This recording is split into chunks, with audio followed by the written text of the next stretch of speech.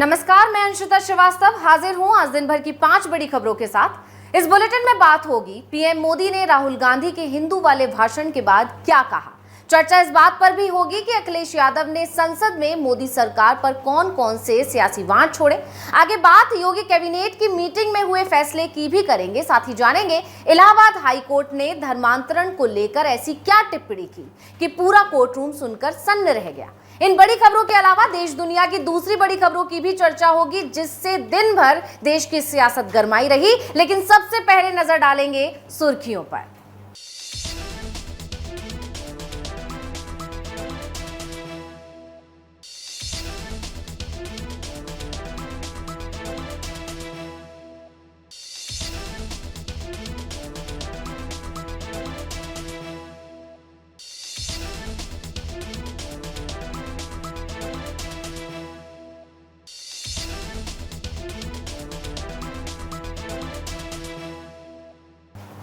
तो सुर्खियों के बाद बात आज की सबसे बड़ी खबर की। प्रधानमंत्री नरेंद्र मोदी ने सदन में विपक्षी नेताओं पर जमकर निशाना साधा। पहले संसदीय दल की मीटिंग में हर सांसद से कहा कि राहुल की तरह पेश न आए, तो वहीं विपक्ष की तरफ से उठाए जा रहे हर सवाल का भी जवाब दिया। क्या कुछ बोले पीएम, देखिए रिपोर्ट में। प्रधानमंत्री नरेंद्र मोदी जैसे ही सदन में पहुंचे, विपक्ष नारेबाजी करने लगा। राहुल गांधी ने ऐसा माहौल खड़ा कर दिया कि लोकसभा स्पीकर ओम बिरला को सख्त लहजे में बोलना पड़ा।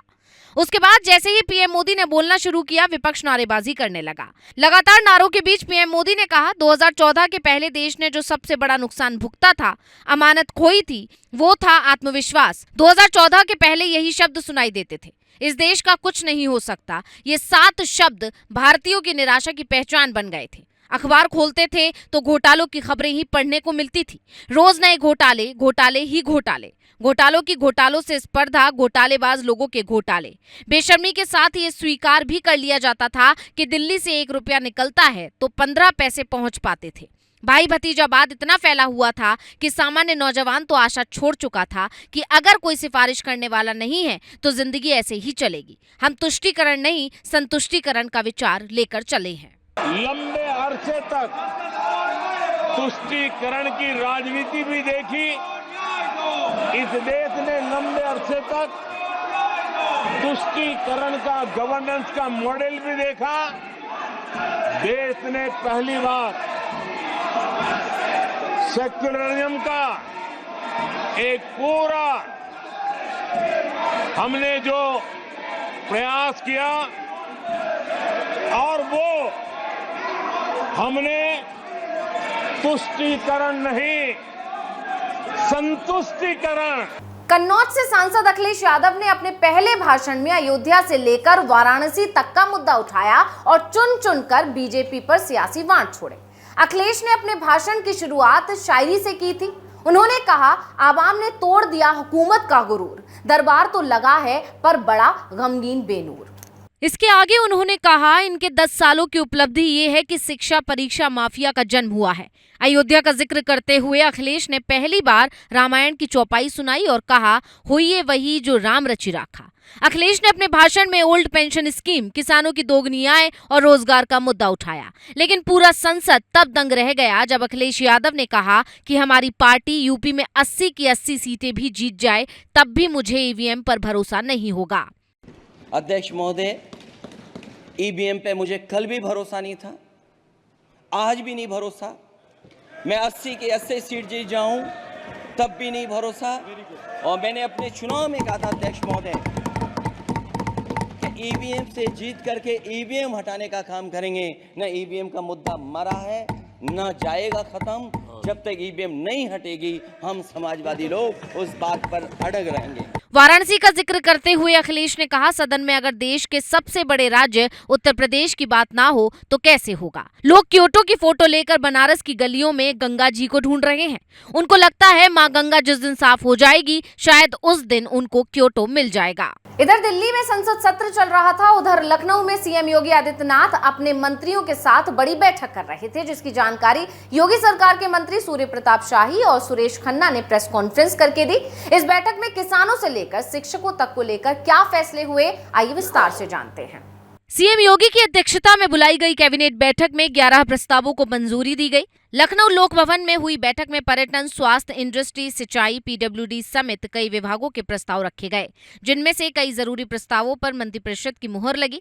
इनमें से एक प्रस्ताव किसानों से जुड़ा है, जिसे लेकर योगी आदित्यनाथ सरकार ने बड़ा फैसला लेते हुए यूपी एग्रीटेक नीति को मंजूरी दी है, जिससे खेती में डिजिटल तरीके से इस्तेमाल पर जोर दिया जाएगा। कृषि विभाग को पूरी तरह से डिजिटल करने का पूरा खाका कृषि मंत्रालय ने तैयार कर लिया है। पशुधन, कुक्कुट, मत्स्य एवं आहार नीति 2024 को भी मंजूरी मिली है। पशुओं के चारा के लिए इसमें खास प्रावधान है। इसके अलावा स्कूलों में तैनात 656 सिक्योरिटी गार्ड को अब टीचर के बराबर भत्ता मिलेगा। मुख्यमंत्री और राज्यपाल के यहाँ तैनात सुरक्षा गार्ड्स को प्रोत्साहन राशि दिए जाने के फैसले को मंजूरी मिली है। आज जो मंत्रिपरिषद ने तीसरे प्रस्ताव को सहमति दी है, उसमें से 600 हमारी वेतन समिति की जो संस्तुतियां आई थी, उसके ऊपर मुख्य सचिव की अध्यक्षता में एक बैठक हुई थी। उनकी स्वीकृति मिलने के बाद आज वो विषय मंत्रिपरिषद के सामने आया, जिसमें हमारा जो सिक्योरिटी गार्ड हैं 656 तथा टीचर्स हैं 2130, इन लोगों को मानदेय में इनकी वृद्धि हुई है और इनके जो सिक्योरिटी गार्ड हैं इनका भत्ता जो है उनको प्रोत्साहन भत्ता दिया जा रहा है। स्वाति मालीवाल केस में बड़ा अपडेट सामने आया है। उधर हाईकोर्ट में विभव कुमार ने अपनी गिरफ्तारी को चुनौती देते हुए याचिका दायर की, जिसे हाईकोर्ट ने सुनवाई योग्य बताया। तो उधर स्वाति मालीवाल ने अब सीधा अरविंद केजरीवाल को 4 पन्नों का बड़ा लेटर लिख दिया है। क्या कुछ लिखा है लेटर में, देखेंगे रिपोर्ट में। दिल्ली महिला आयोग की पूर्व अध्यक्ष स्वाति मालीवाल ने लेटर में लिखा है, जब से मैंने दिल्ली महिला आयोग की अध्यक्ष पद से इस्तीफा दिया है, तब से दिल्ली सरकार के मंत्रियों और अफसरों ने आयोग के खिलाफ मोर्चा खोल दिया है। पिछले 6 महीने से किसी को सैलरी नहीं दी गई है। बजट 28.5% कम कर दिया है। 181 हेल्पलाइन वापस ले ली गई है और अध्यक्ष और 2 मेंबर की पोस्ट भरने के लिए कोई कार्य नहीं किया गया है। दलित मेंबर की पोस्ट 1.5 साल से खाली पड़ी है। मेरे जाते ही हर संभव कोशिश की जा रही है कि महिला आयोग को फिर से एक कमजोर संस्थान बनाया जाए। महिलाओं से दिल्ली सरकार क्यों दुश्मनी निकाल रही है? स्वाति मालीवाल ने कहा कि बहुत दुख हो रहा है, जिस सिस्टम को इतना कष्ट झेलकर 2015 से लेकर अब तक बनाया, उसे दिल्ली सरकार खत्म कर रही है। दिल्ली सरकार की ओर से दिल्ली महिला आयोग के साथ किए जा रहे बर्ताव की वजह से करीब 674 परिवार प्रभावित हो रहे हैं। आयोग में बहुत सारी ऐसे सर्वाइवर्स को भर्ती किया गया था जो अपने परिवार में खुद कमाकर घर चलाती हैं, लेकिन सैलरी न मिलने से इनके परिवारों पर भरण पोषण का संकट आ गया है। यहाँ तक कि वो अपने बच्चों को स्कूलों से निकाल रही हैं, उन्हें बीमारियों में भी इलाज नहीं दिलवा पा रही हैं। इलाहाबाद हाईकोर्ट ने धर्म परिवर्तन को लेकर एक बड़ी और कड़ी टिप्पणी की है। आखिर हाईकोर्ट में ऐसा क्या हुआ कि जज साहब को ये कहना पड़ा कि लोग ऐसे ही धर्म बदलते रहे तो एक दिन इस देश के बहुसंख्यक अल्पसंख्यक हो जाएंगे।